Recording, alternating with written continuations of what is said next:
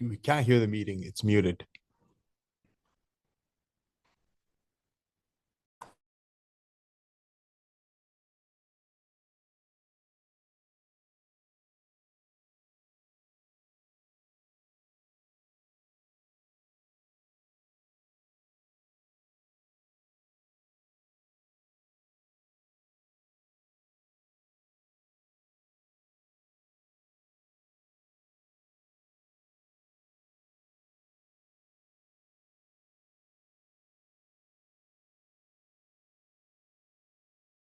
Our audio is not working. There we go. Okay, we're on correspondence item B, the town of Parry Sound school bus stop arm camera systems. Any comments from council? Resolution, please, Randy. Moved by Droulard, seconded by Dryfout, that the Council of the Municipality of Dutton Dunwich receives and supports the correspondence from the town of Parry Sound regarding school bus safety and stop arm camera systems, and that a copy of this resolution be sent to Rob Flack, MPP, Andrew Lawton, MP, and the town of Parry Sound. All in favor? And that's carried. Thank you. Item C, Prince Edward County, Bill 21, Protect Our Food Act. Any comments from council? I would like to comment. I would like to see us support that, and this was in front of county. And if anyone has experience with losing farmland, it's Elgin County the last little while. So if council's in agreement, I would like to support that. Resolution, please, Randy. Moved by Dryfout, seconded by Loveland, that Council of the Municipality of Dutton Dunwich receives and supports the resolution from Prince Edward County regarding Bill 21, Protect Our Food Act 2025, and that a copy of this resolution be sent to Rob Flack, MPP, Andrew Lawton, MP, and Prince Edward County. All in favor? And that's carried. Thank you. We'll skip over planning because we can't start early. And James, your treasurer's report. Thank you, Mr. Mayor. So the first item here is for information. It's just to bring the 2025 property tax receivable update. As you all know, we collect taxes for the county and the 4 school boards, and then we remit it to them whether we've collected the full taxes or not. We report those numbers annually on our financial information return, and the province brings back what risk category we're in. When you look at our taxes receivable versus our entire levy county school boards, we're in the low risk factor. But when you take into account what we've collected or what we haven't collected versus just our levy, that puts us this year into the moderate risk. We've been in the high risk, so our collections policies and processes are working, and we are bringing it down. As you can see in the chart that accompanies the report.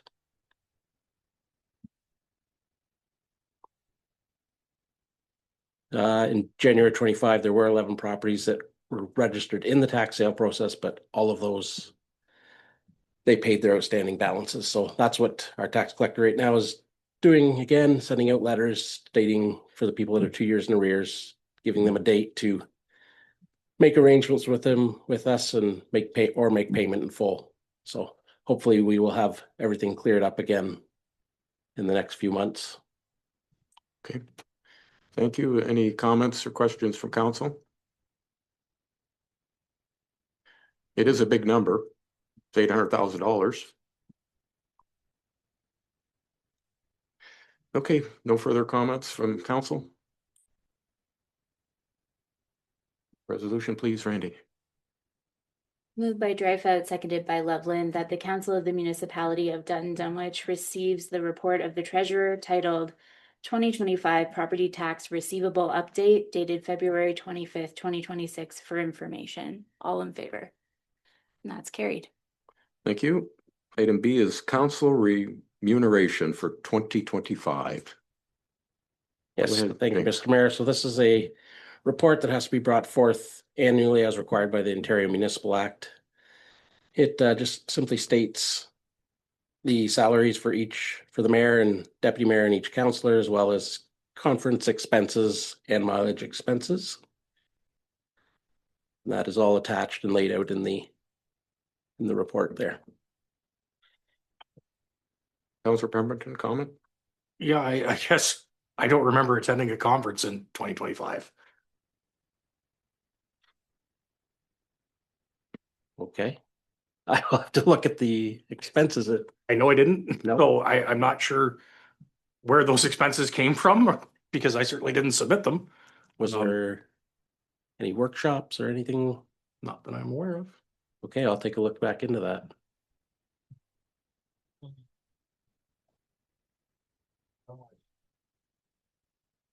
Right. I remember that. Maybe it was one of them. No, because I said before, we'll follow. I've never. Yeah, I'll follow up Yeah, with that. you I'll were look. there. Yeah, so I. Unless somebody paid for Roma unless somebody paid for Roma and I didn't go, I was sure I didn't go to a conference, so. Could have been something in 24 that spilled over to 25. And you were, we'll look into it. Yeah, I'll look into it. Thanks for letting me know. Just a thought, were you registered and then canceled? Didn't think so, Okay. but it's possible, but I didn't think so. And just for clarity, I did attend conferences, but I'm on the county's dime, so just so everybody knows, every chance I get, that's where my expense report goes. Even though we have county people sitting here, I'm not afraid to say that. So there's. Okay. Anything further on that report? Okay, resolution, please, Randy.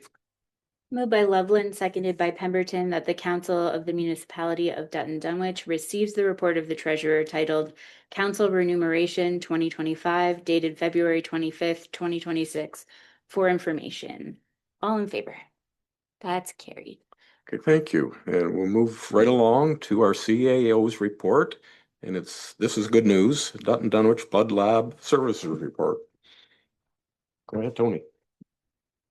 Thank you. Through your worship, this is a good news story. We wanted to bring some information back to council. For the last several months, administration has been working to look at reestablishing our blood services in the community.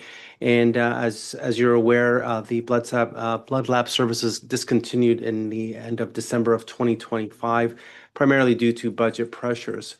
So over the last several months, we have been having discussions with various third-party providers. And I'm happy to say that Life Labs have approached us after I think they were getting tired of my phone calls. I think they finally said, let's listen to this guy. And we're happy to announce that commencing March the 9th, 2026, they are going to be providing blood lab services Mondays and Thursdays from 9 a.m. to 12 noon. Now, they've also indicated that they're willing to explore if the demand is growing, that they would expand those hours and those days in the community, which is really good news. So what does this mean for the municipality? It really shifts the financial consideration that we would be continuing to pay for the services of providing the lab services, the salary and benefits. Now it's been shifted over to a third party, and this has current and also future implications on our municipal budget. And the good news is it's a community benefit. It establishes our blood lab services. So in this recommendation, we are putting forward that authorize the CAO to execute the agreement with Life Labs for the provision of blood lab services within Dutton Dunwich. Just a comment, I want to thank our CEO, Tony, for your work on that. And the squeaky wheel does get the grease. So thank you for all your efforts. And this has been ongoing for quite some time. And I want to make that clear to the public that we've always attempted to keep the service, but not on municipal property taxes. And that's been accomplished. So this is a tremendous story. And thank you, Tony, for making it happen. I can just make one comment. Through your worship, also, I would like to also thank council for their decision back in end of December of 2024 when the decision was made regarding the service. And thank you for putting the trust in the administration that we believe that this is, and we still believe this is a good service to have in the community. But what we wanted to do is shift the funding model. So thanks to council for their approval and moving that forward as well. Councillor Pemberton. Yeah, thanks, Mayor, and through you. I just want to echo that. The only one comment I have is the Facebook comments are there. They're asking where the lab service is going to be. So we put ads out that, yeah, it's coming back. I guess I thought it was safe to assume where it was going to be, but the questions are out there where it's going to be. So if we could add to our post where it's going to be, just for clarity, I think that would help some people. Through your worship, we do have a public announcement ready and drafted to go out tomorrow if this is approved tonight, and that will be communicated, including the location. It is going to be the existing location at our medical building. Okay, anything further, council? Okay. Resolution, please, Randy. Moved by Pemberton, seconded by Drouillard, that the Council of the Municipality of Dutton Dunwich receives for information the report from the Chief Administrative Officer titled Dutton Dunwich Blood Lab Services, and that Council of the Municipality of Dutton Dunwich authorizes the Chief Administrative Officer to execute an agreement with Life Labs for the provision of blood laboratory services within Dutton Dunwich. All in favor? That's carried. Okay, what time are we at? 5:13. Item 9, is there any unfinished business? Seeing none, is there any new business? Seeing none, are there any announcements? Okay, let's wait 1 minute and we'll get into the public meeting. It does say approximately 5:15. Okay, we can start. Yeah, I got 5:13, so as long as I'm legal. I think everyone's on. Okay, well, we'll get started anyway. This is a public meeting. Randy, if we could take us there, please.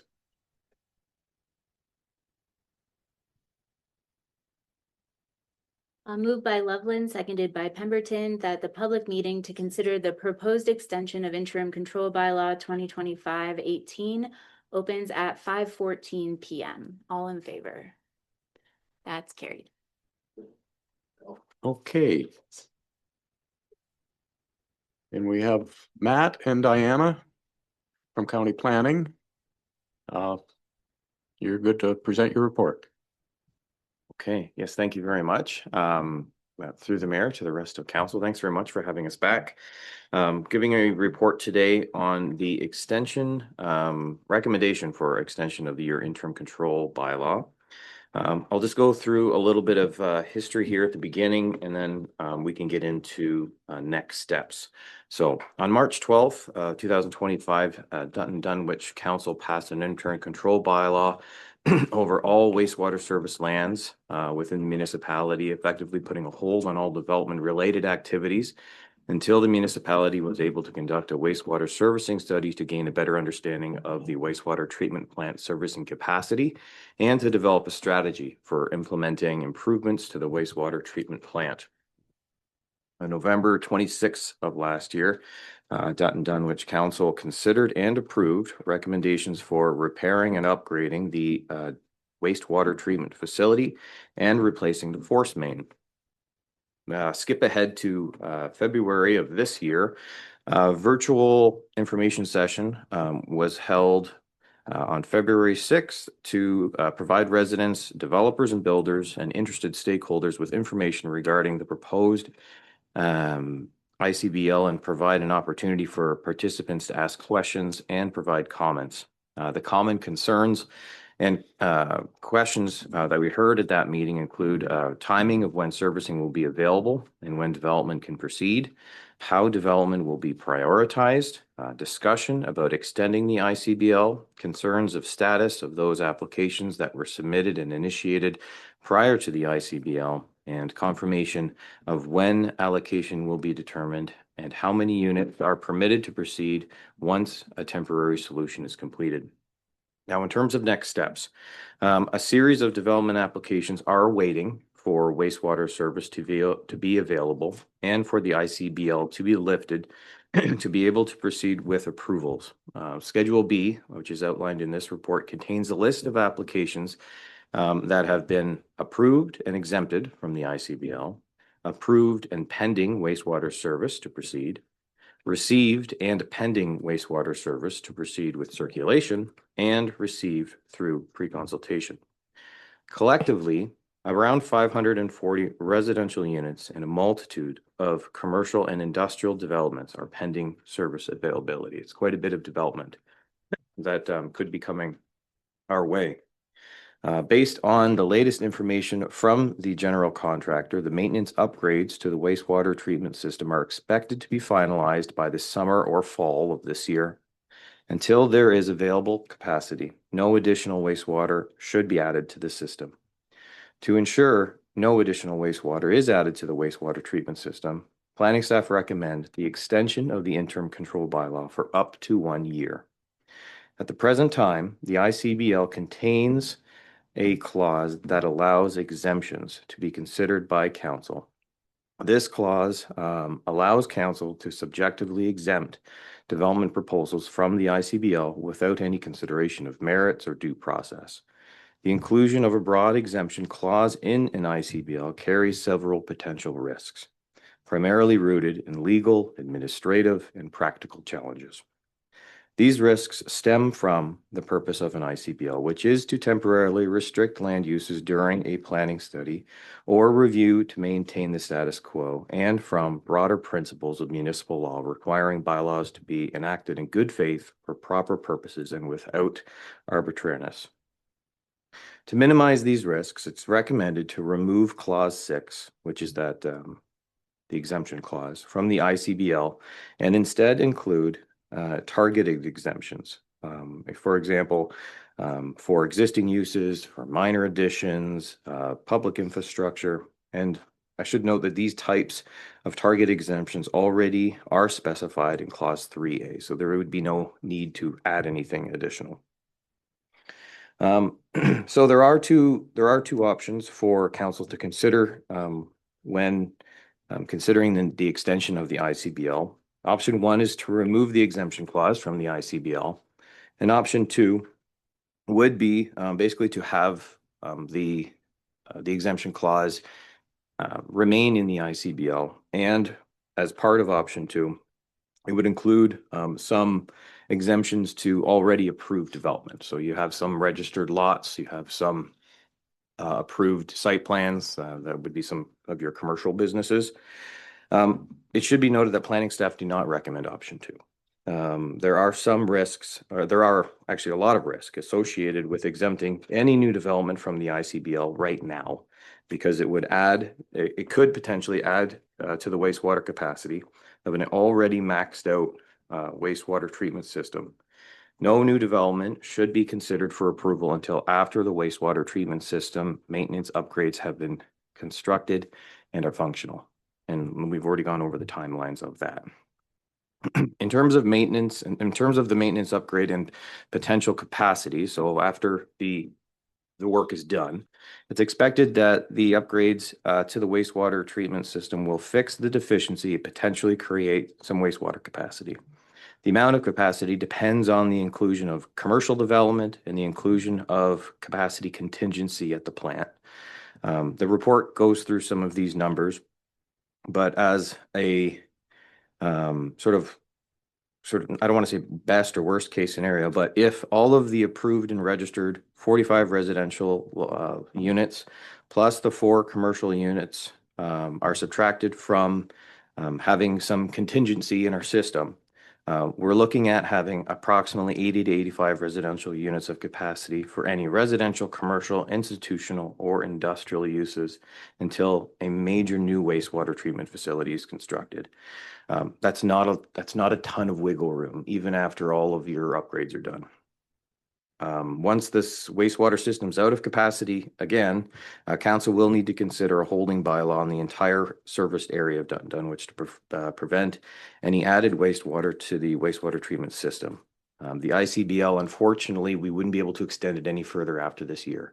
These tools, the Planning Act allows us to use, they can be used for a year, they can be extended by a year, but then that's it for about 3 years, for 3 years, not about 3 years, 3 years. The servicing allocation policy and bylaw. So this is something that planning staff would like to bring back to council.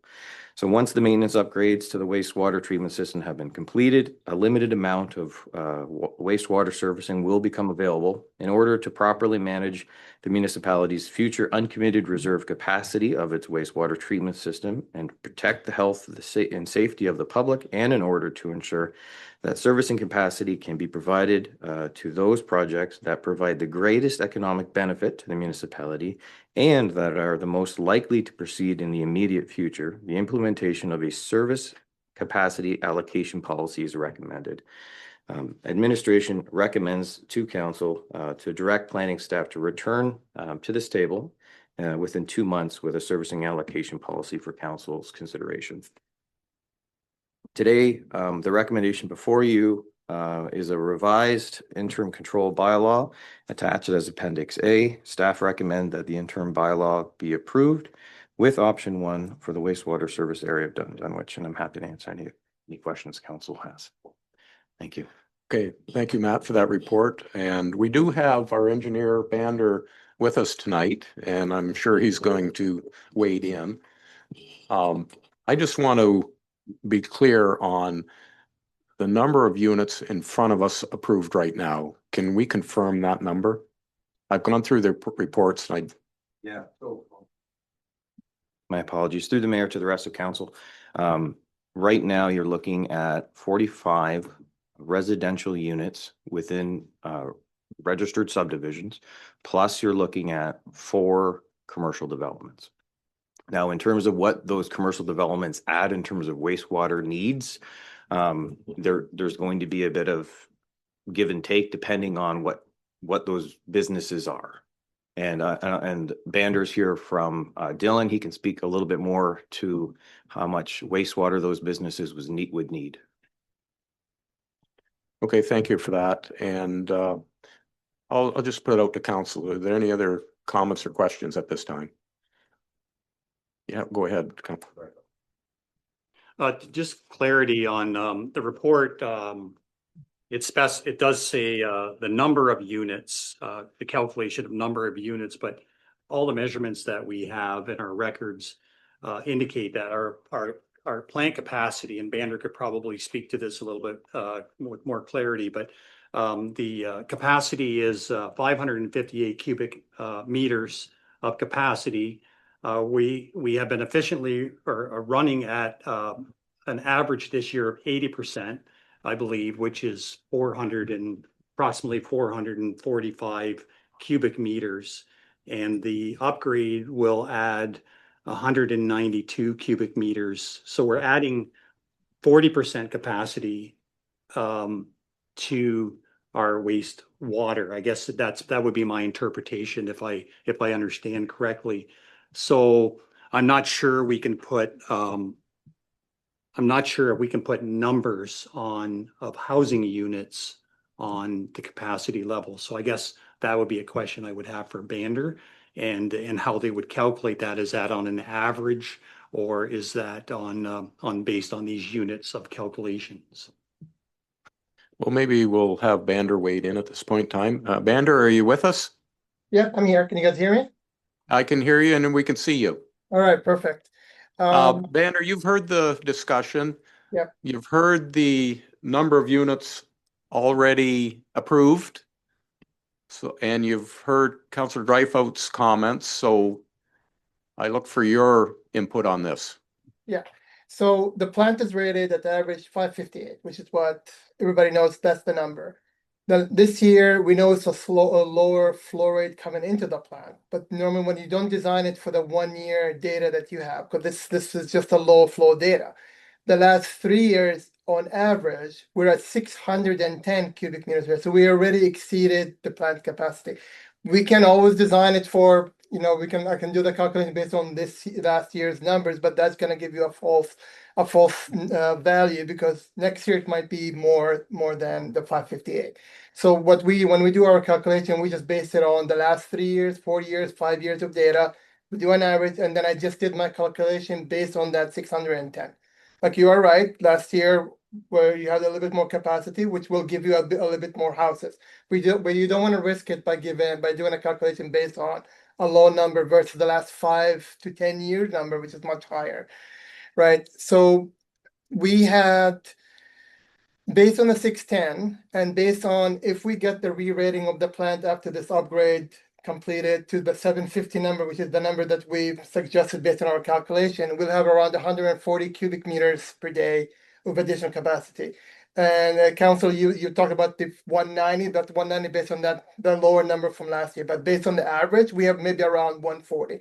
We can go 120 to 190. It's like you're getting that range number that you can play with. Worst case scenario, we have the 140 cubic meters per day. So we did a study last year as well. We did the flow capacity coming into the manholes before we go to the pumping station. And we did our calculation. We found that liters per capita per day for Dutton was around 285 liters per person or per capita per day. So we did the calculation based on those 45 houses. So each house, based on the policy, I guess Dutton and on standard, is 3 persons per house. At 285 liters per capita per day times 3 times 45, you get a number. And then I did an estimate for a commercial. I don't know what type of commercials you guys are gonna do. So I estimated between 75 and 100 liters per day of commercial water flow. It could be so much higher that it could go to 1,000 liters per day. Or it could go down to 20 liters per day. It all depends on the type of commercial that you guys are gonna use. Like an example, car wash would have a lot higher flow.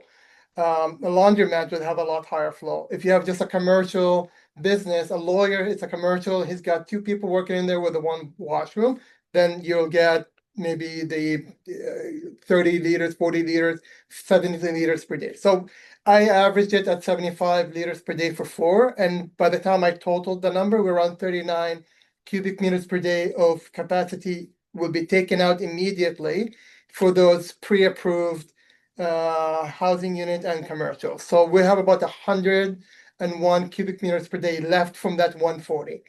So that's how I calculated, if we have about 90% left from that 100, how many houses do we have? We just back calculated, and that's what you guys, when you guys calculate that 80 to 85 houses of available space. That's how I did that calculation. It will change completely if we know exactly what the commercials are. Things like that change with the numbers. Thank you, Bander. That clears up a lot. Comments, Deputy Mayor Loveland? Yes, through Mr. Mayor, I guess my concern is we have, and I guess my first question would be to Matt. If we pass the bylaw the way you've proposed it with the exemptions all removed, what does that do to the exemptions we granted last year? Or would they then be, if they're not, I mean, some people are already connected, but some that we've already approved, would they be null and void then? You know what, I'm not sure. Through the mayor to council, that's a good question. I'm not sure. I would think they would lose their exemption if they haven't acted on it already. But I'm not sure. That would be a question maybe your legal counsel would want to answer. And I guess I'd like to make a statement that, yeah, I think we have to leave the exemptions in. I know we've had some developers who invested a lot of money in our municipality and they're sitting waiting. I think we need to exempt anything that's approved in the past and go from there. I just can't see making those people wait any longer now that we've had funding, and they're not going to build anything that will need sewer before it's ready. The new house is six months away from flushing the toilet, actually. So I think it's time we have to let these guys go ahead, and I'm fully supportive of extending it on the rest of the developments until we get a better understanding. But I think we need to look after the people who've got a lot of money invested in our municipality. Any further comments from council? Councillor Dryfoot. Yeah, just a question here. So option, the recommendation is to extend the bylaw with the option one, and that you would come back with a servicing allocation policy. So I guess the problem I'm having is what is that going to look like? I have to agree with Deputy Mayor Loveland on the investment already in the community. Can consideration be, can we include in the servicing allocation policy shovel-ready lots?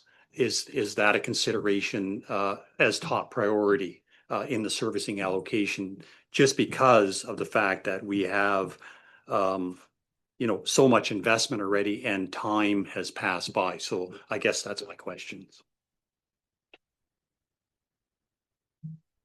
Through the mayor to rest of council. Great question. In December of last year, when planning staff came to council to present the holding bylaw, at the same time we came with a servicing allocation policy. That policy exempted your registered and approved lots and site plans from the servicing allocation policy. So those approved, ready to build lots, they were going to be exempted from the servicing allocation policy, or given servicing allocation immediately, so that they didn't have to go through that system. They would, they've been registered, they've been approved, they are technically allocated. It's just a matter of everything else that hasn't been approved yet would have to go through that system. Councillor Pemberton. Yeah, thanks, Mayor Henson, through you. So just for clarity, if we pass the interim control bylaw, the servicing allocation bylaw doesn't mean anything. You still can't build anything with the interim control bylaw. So those would not be exempt with the interim control bylaw in place without option 2 being enacted. The service allocation would be a totally separate bylaw. So I just want to make sure that we're all aware of that. I agree. I think, we've got a lot of investment in the community. I understand the hesitation. However, I'm in agreement with option 2. I think with the amount of capacity that's left over, we have to be cognizant, and maybe when we know what that capacity is, we would bring back a holding bylaw at that time, just to be on the safe side, depending on how we could write that holding bylaw, because we want to be, we don't want to be in the situation we're in again, that we're out of capacity and or over capacity. And I agree. I think we need to bring that service allocation policy back and make sure that it's clear and how people are granted allocation, and we, again, that servicing allocation policy will help guide us moving forward to make sure that this doesn't happen again. And I think that's really important. I think that's a great idea. But for this one, I can be supportive of it with option 2 in place. Anything further from council? I just want to comment on the exemptions already granted. And the biggest one is the Lions building. It's up and running. It's already there. And some of the other exemptions were a one-off. For example, Eggers Co-op, they were building a new office, replacing the old one. So I don't think, that's already a done deal in my opinion, and should not be under consideration to not be there. That's my thoughts on it anyway. I'm a little concerned we're giving out something we don't have yet, and that's capacity. We have a path forward. We don't know when completion date's going to be there. We have an idea. And Bander, our expert, will not know, and tell me if I'm wrong, Bander, until we get the updates done, we don't. Are you confident in the capacity growth that we're going to have? Or is there still some question on that? Well, there's two things. One, you still need MECP to approve the re-rating. So they have the information. They haven't approved anything. the plant can do the capacity based on theoretical calculations. We know that we've done these calculations in other places and they've worked correctly based on the way they were done. What the best thing to do is to actually run the plant at that higher flow and see what the water quality is at the end. All these is theoretical until you actually test it out and see if you still meet the effluent criteria that the Ministry of Environment has for that plant. But beyond this, I can't guarantee anything until it's actually you can actually see it and do it and see. But what I know is there's a lot of overflows, not overflow, a lot of higher flows are coming into the plant right now, and they still meet capacity. They still meet the effluent requirement by the ministry, which means it tells me that the plant can take additional flows. We just need to upgrade everything, make sure that it's correct and it meets the flows as per the recommendation or the requirement of the ministry. So we just have to run it and do the work first. Okay, thank you, Bender. So I have one question though. For all these housing that you have approved, not the one in the 45 one, but these additional one that Councilor Loveland was talking about. If you tell me what those are exactly, if you know what those commercials are and those commercial supply if they are commercials, they should know how much flow that is that they will generate from their building. If I get that information and I know how many additional houses, I can do a calculation similar to what we did before this meeting to tell you how much capacity is left over. I can tell you based on those you already pre-approved or you get the exceptions for, we can see how much is available after that as well. Do we have enough information on to give Bender that? We know what the commercial is. It's a Tim Hortons that Okay, we've that's already Tim accepted. Horton. Does Tim Horton know what their normal average flows they generate normally from that size of a Tim Horton is? Because that's the number. I can't calculate it unless they like I can do my own guesses, but they should know what kind of flow they make.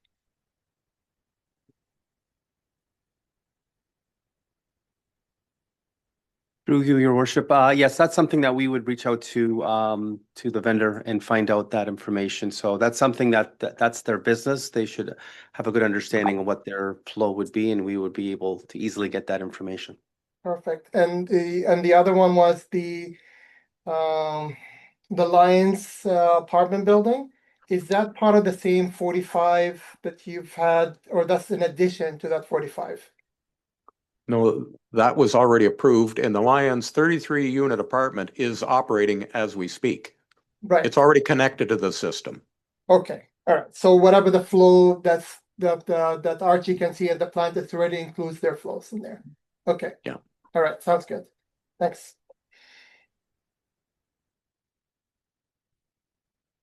Go ahead.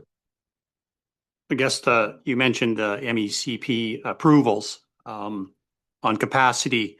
I guess my question is, we have a hold in place. Everybody's aware of our situation and our overcapacity. So how can we lift a hold or not renew it without knowing what our capacity is going to be? It just seems kind of like an oxymoron. I'm not following that part of it. So if we don't have MECP approval, then we don't have capacity. That's what it's telling me. So in essence, we haven't changed anything until we have our upgrades done. The other part to my question, and this is for Matt, is in clause 6, we're looking at rewriting the exemptions. Is it possible we're looking at all exemptions in allocations, right? The ones that we have shovel ready, I guess, is what we're considering. Can we do part rather than use all our capacity or use all our allocations? Can we write it in a way that it can be scrutinized by administration as we move forward? Is that a possibility? Rather than if we have what I'm trying to say is if we have 40 lots available or 45 lots, can we say we can only allocate 50% at this time until we are assured of our allocations, of our capacity, sorry. Through the mayor to rest of council, that would be council's prerogative to make that determination or to write that in as the change. You know, our recommendation right now is to have no exemptions. But if you wanted to lessen your exemptions and not have 45 and 4 commercial developments, you could change that however you'd like. Go ahead. I just want to clarify something. I think the Tim Hortons we're talking about has already been approved as an exemption. So with a condition that they can't connect until the capacity is there. So they've already provided us with that flow rate and everything as part of that calculation. So. Through you, your worship, yes, that report was brought back in October of 2025, which we listed some exemptions.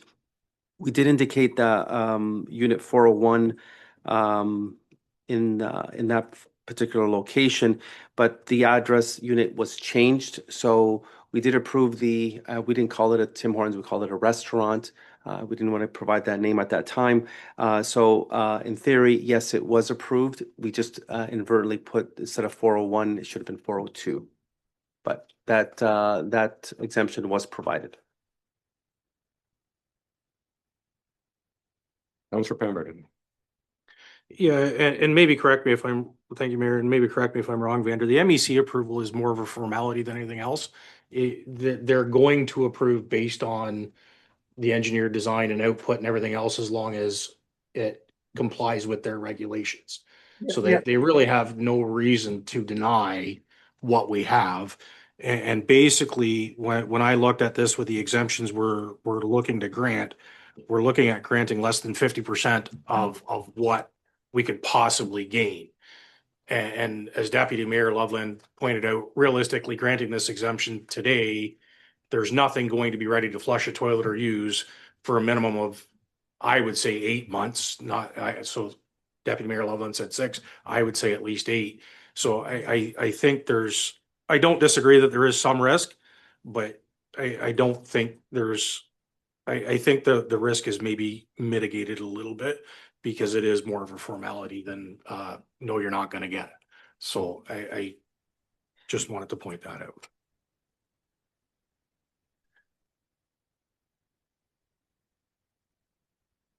It's not a hard decision, or it is a hard decision. And from the municipality's perspective, I try to mitigate risk. And there is some risk with going forward, as I think council's leaning. So just be aware of that. The 45 units, one thing going for us, and has helped us in the past year, is housing starts are slow. I don't anticipate anybody coming anywhere near 45, and I would expect 5 or 6, but we don't know that for sure. But you're kind of speculating.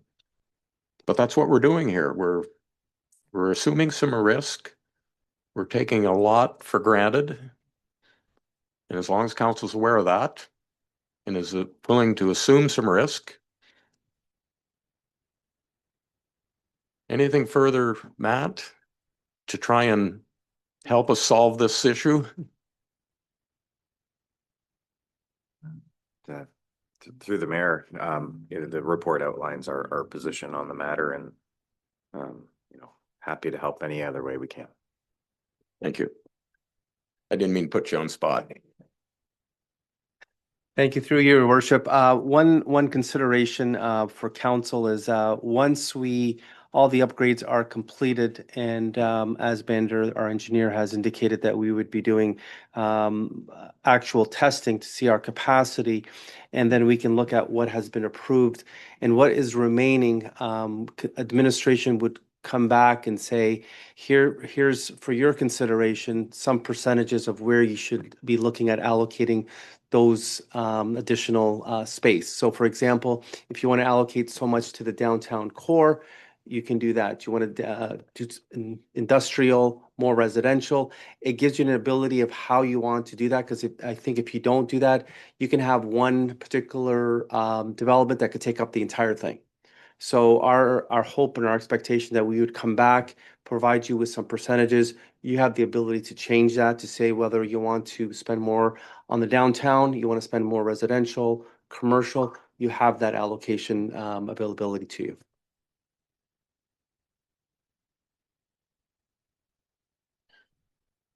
Any further comments, Vander? No, I'm good. The one thing is the MECP, I can't say what MECP will do or not do. I don't have control over them. They got the full package. It's an engineered calculation design, and that's how they review their thing. They review drawings and calculations. And as long as they are accepting the engineered calculation and recommendation, they follow through. It's like I say, it is more like of a formal. As long as you meet all the requirements and you tick all their boxes, they will approve it, as far as I've seen them done before. This one, I don't see it any difference. It's the calculations prove it, so we just have to wait and see what they say. Okay, thank you, Vander. You're welcome. We beaten this around enough?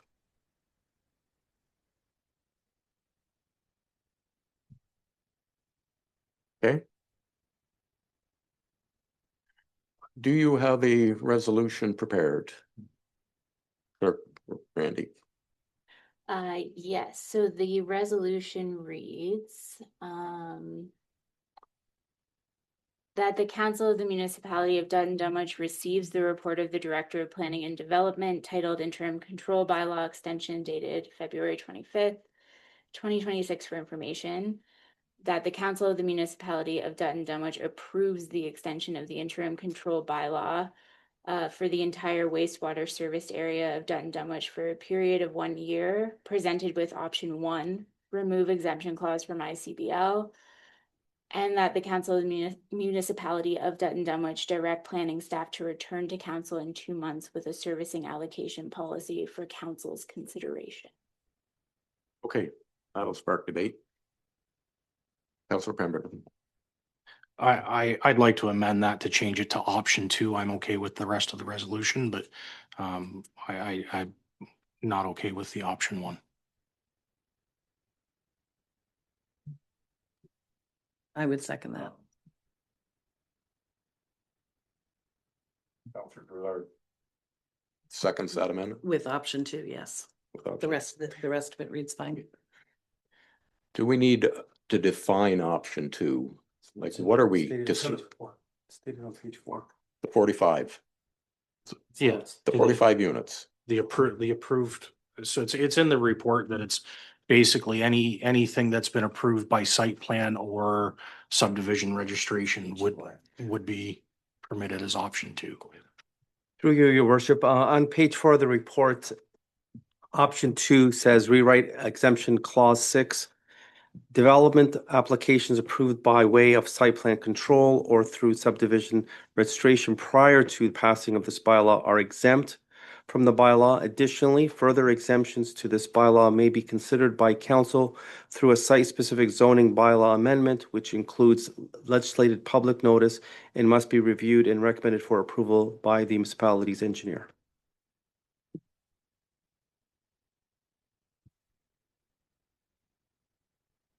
Any further debate? There is an amendment before council. We'll call the vote on the amendment to the resolution. Right. It's been moved and seconded. Okay. That Council of the Municipality of Dutton Dunwich receives the report of the Director of Planning and Development titled Interim Control Bylaw Extension dated February 25th, 2026 for information.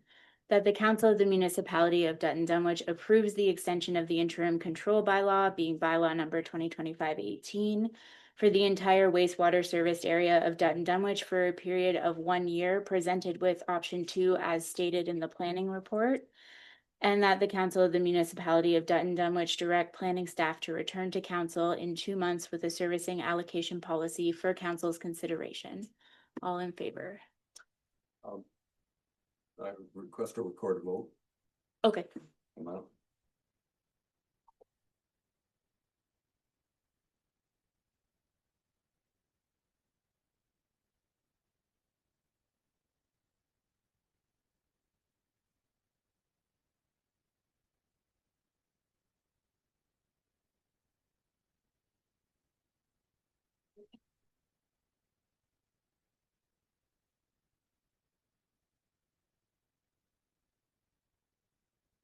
All right, and what is required in a recorded vote, just so I know? Just, Just a poll of everyone. Okay, perfect. We're good. We're good. Alphabetic. Thank you. First time. Yeah. Okay.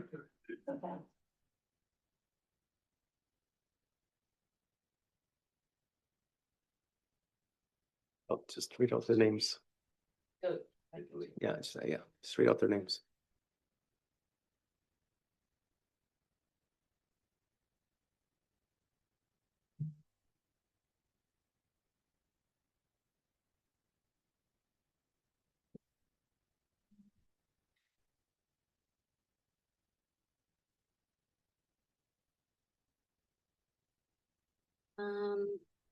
Okay, so.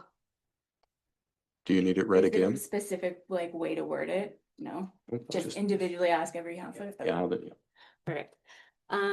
Counselor Drulard, are you in favor? Yes. Counselor Dreifeld, are you in favor?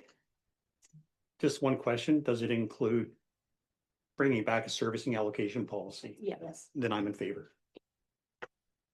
Deputy Mayor Loveland, are you in favor? Yes.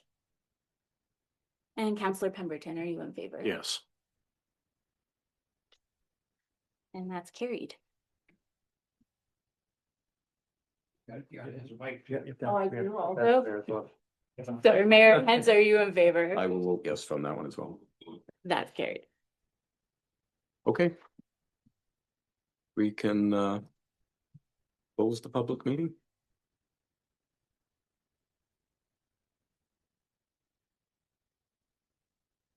Moved by Drulard, seconded by Dreifeld, that the public meeting to consider the proposed extension of interim control bylaw 2025-18 closes at 5:53 PM. All in favor? That's carried. Thank you, Matt. Thank you, Diana, for venturing out to Dutton Dunwich. Yeah. And thank you, Bander, for your expertise. We can't do it without you.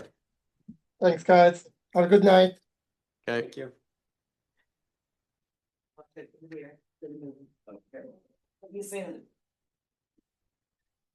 Okay, let's see where we're at. I think we're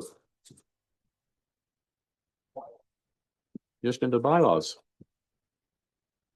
Sure, I didn't miss anything here.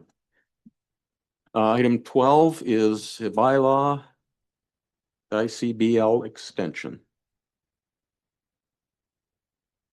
Already did that. Yeah. No. It was a fast, yeah.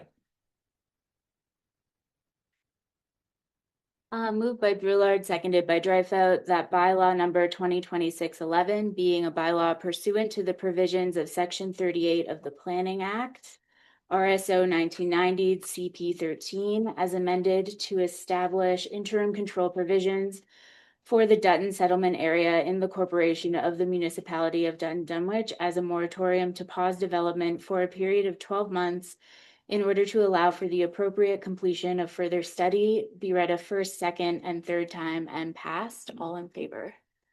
That's carried. Okay, confirm proceedings.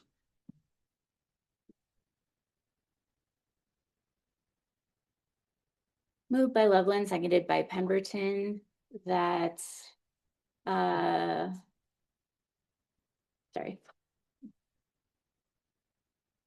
1 second here. Yep, let's take your time. We're throwing a few curveballs. We're gonna do everything's good.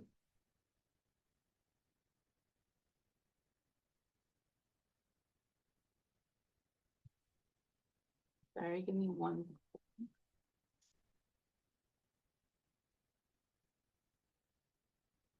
Still gonna be an hour, so we're doing good.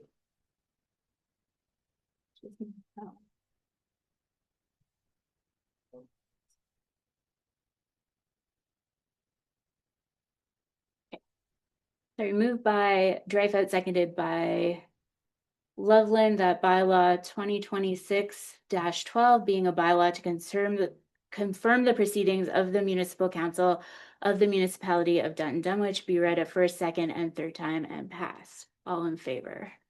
That's carried. Okay, and the date of the future meetings is before you, and it is 2026 that we'll meet. And the final one, Randy.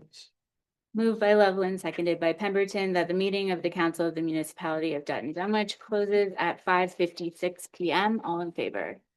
And that's carried. Okay,